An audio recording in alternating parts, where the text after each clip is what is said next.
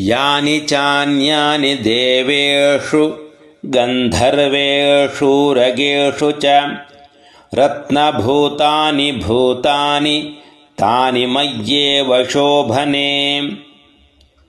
स्त्रीरत्नभूतान् त्वां देवि लोके मन्यामहे वयम्। सा त्वमस्मानुपागच्छ यतो रत्नभुजो वयम्।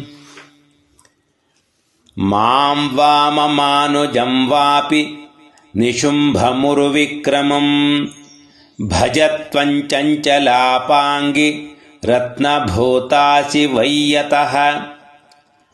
परमैश्वर्यमतुलं प्राप्स्यसे मत्परिग्रहात् एतद्बुद्ध्या समालोच्य मत्परिग्रहतां व्रज।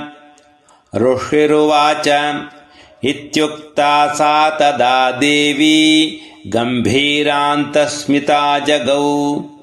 दुर्गा भगवती भद्रा ययेदन्धार्यते जगत्।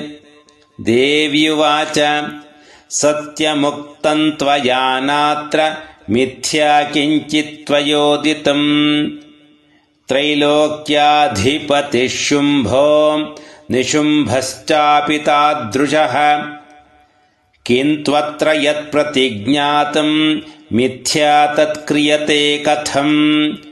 श्रूयतामल्पबुद्धित्वात् प्रतिज्ञाया कृता पुरा। यो मां जयति सङ्ग्रामे यो मे दर्पं व्यपोहति। यो मे प्रतिबलो लोके स मे भर्ता भविष्यति। तदा गच्छतु शुम्भोऽत्र निशुम्भो वा महाबलः। मां जित्वा किञ्चिरेणात्र पाणिं गृह्णातु मे लघु।